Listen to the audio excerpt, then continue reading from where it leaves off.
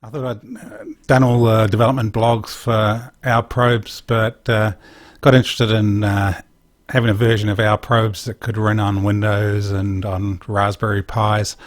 And basically, after some investigation, the best way to do it was to convert my MicroPython code for the ESP32 to Python code, and then Python can run on just about anything. So that is what I did. I didn't think it'd take as long as it did in the end. I thought it'd be like an afternoon project, but it ended up taking about 3 days. I had to change a lot of the libraries I was using to Python libraries. I also improved the code for the main routine, the main loop, quite a bit. I didn't need to do a network connection because it was running on a device that's already connected to the network.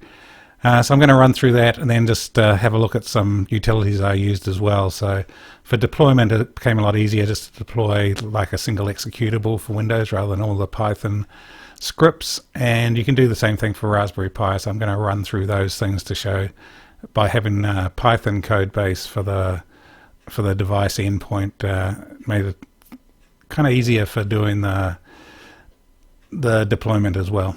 So let's have a look.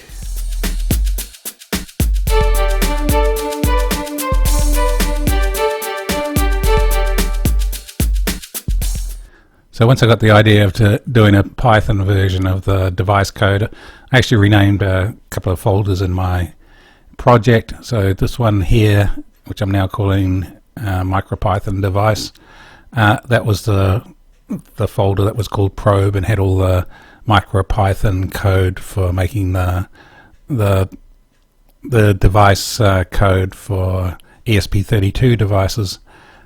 So a couple of changes to the name. So first I put a micro symbol in front of the Python and calling it device because it's really device code rather than probe code.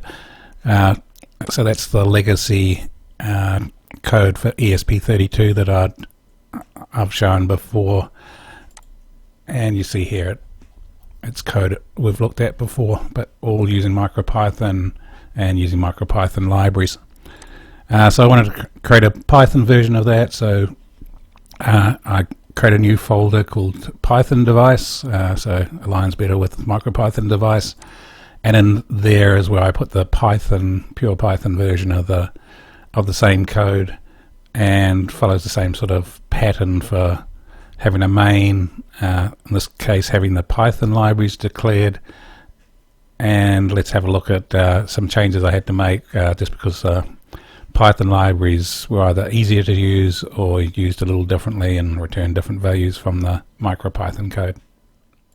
So looking at the Python device code, general structure is much the same as the MicroPython device code, but some of the changes I had to make were using different libraries. They behave slightly differently and for the Python libraries from either what I'd written before or the equivalent libraries in MicroPython. I didn't need to write my own ping or web request functions. I could just use standard libraries that were out there. Because this is running on a device that's already connected to the network, either a Linux or a Windows machine, I didn't need to do the network connection activity. The other interesting thing is use Java web token. So in MicroPython it's taken about 30 seconds to make a Java web token just because the capabilities of the device. It was almost instant on when I was running on a more desktop machine. So creating the Java web token, I didn't need to do what I was doing before where I was creating a Java web token and using it over a long period of time, so I didn't have to keep recreating it. Instead, every time I needed a new Java web token for doing the MQTT activity, I just created it. So that removed one loop in one level of looping in the main routine, which simplified the code a bit. And then the other thing I did was because I was getting the device configuration from an external file, so it's called config.json for the Python device code. rather than importing it as Python code as the config.py like on ESP32. So before I was bundling it all into the program, the config information as well. Now in the Python version, I actually read the config.json file to get those same parameters. So in the main of the Python version of the code, so you can see here where there's a difference. So I'm getting an args class using the get args routine that I wrote here. Like I said, instead of just importing the config.py, now it reads in a config.json file and then builds up the args class based on the information in that config.json file and returns that arg class. It's still in a try except block, something that's different because this is usually running, at least on Windows machine, probably as a Windows service. I don't need the code to restart the machine, so the Windows service will see that if something fails and the main ends, then you can set up the service to restart itself automatically. So again, I didn't need that piece of code to restart the device. In the Python version of this, like before, I'm calling it MQ process config and measurements. So this is MQTT process config and measurements. So this is doing much the same as before. So it's creating a MQTT client. Now I'm using the Payhole MQTT library. I can move a lot of the code out of main. So before I had a lot of MQTT code in main, so I've simplified it by moving MQTT code down into this MQTT Py library, and then that's basically wrapping the Payhole code. Something a little different I did was also pass a reference to on message, which is this routine up in main. So what I want to happen is when MQTT connects to the broker, when it receives the subscription, that it gets processed here to get the probe config information. So remember, the probe config information is things like what probes are to be run on this device. So I need to pass that down into the MQTT routine, so it knew to call back to this routine up in main. Otherwise, I think most of the main code looks much the same, goes through in a loop of the various probes that are configured for this device, looks at what type of probe it is, does bings, pings, or web page tests, depending on what sort of probe it is. Once it's gone through, still has the wait for whatever the governance seconds is, which is 5 minutes by default. Still does the same thing of getting another update on MQTT process config and measurements, both before and after the sleep at the end, and then stays in loop. The loop, like I said before, is now loop forever because it doesn't have to refresh the Java web token. It can just stay in this loop forever, and hopefully it does. Finally, a couple of routines that are changed. So the Bing routine still mostly looks the same as it did for the ESP32, but the get lowest ping now uses this Python ping routine that I got from GitHub. That simplified code quite a bit. One thing I noticed, and you'll see I've actually brought the Python ping scripts into my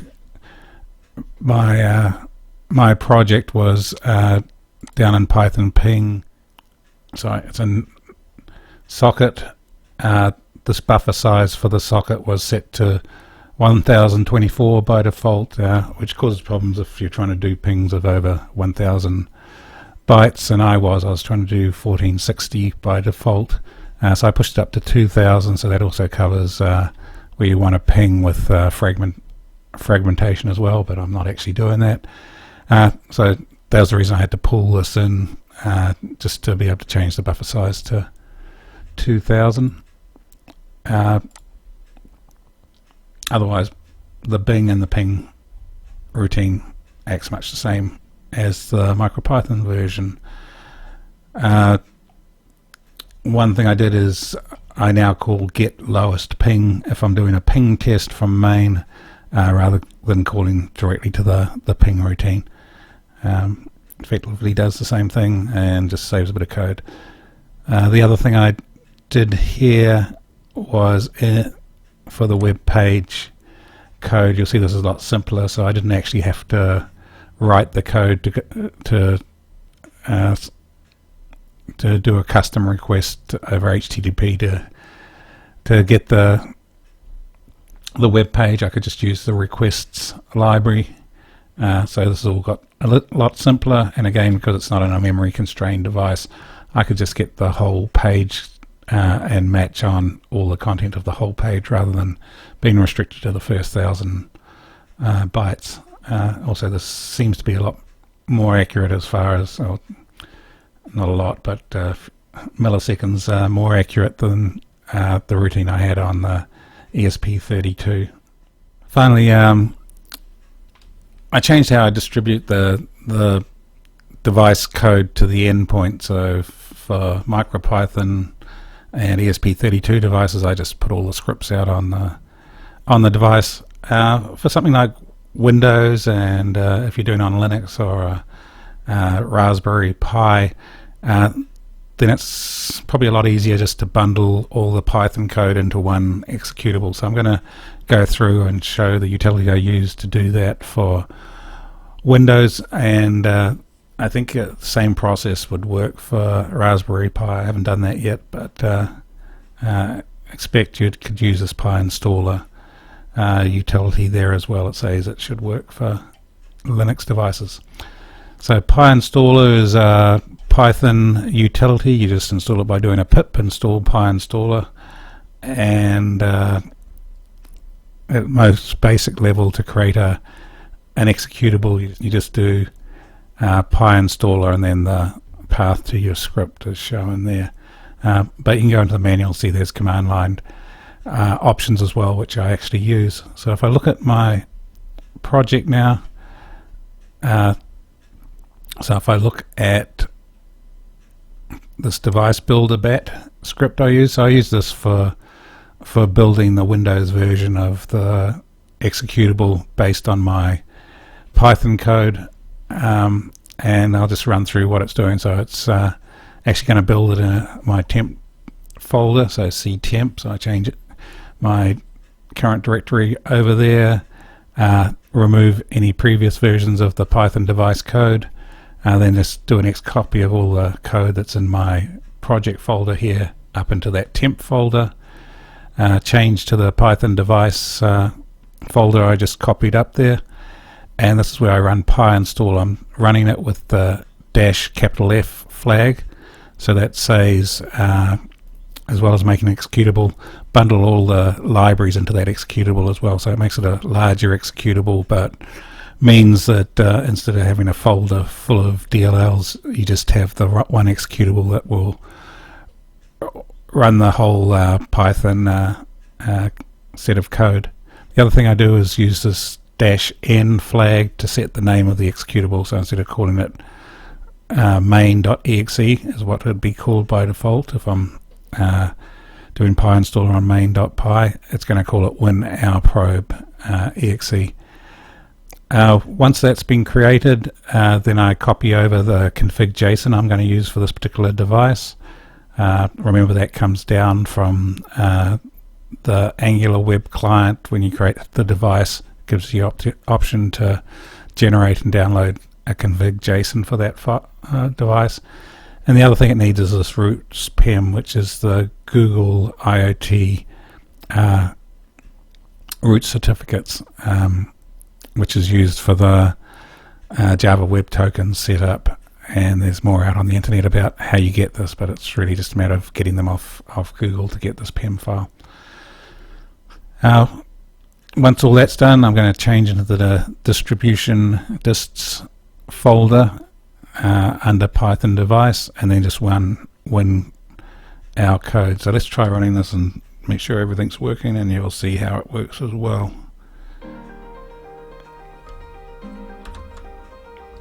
So I'm going to change down into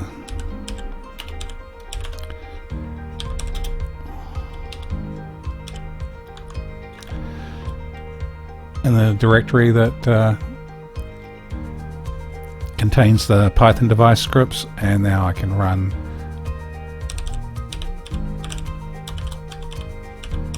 build a bit. So it's copying all the files out to my temp file. It's running the pyinstaller routine. So it's building the executable, bundling in all the DLLs, all the supporting libraries, copying down the config file and the roots pem file, and then it's actually running the WinOur probe code here, and you see it's actually working. So you see it's knows the device based on what's in that config JSON file. It's done a connection to the Cloud IoT broker. It's received all its probe information of what probes to run on the device. It's running all those probes down here. You see it's doing pings and bings and web page tests, and then it's gone into the governance part of the routine, and it's going to sleep for the remaining 273 seconds.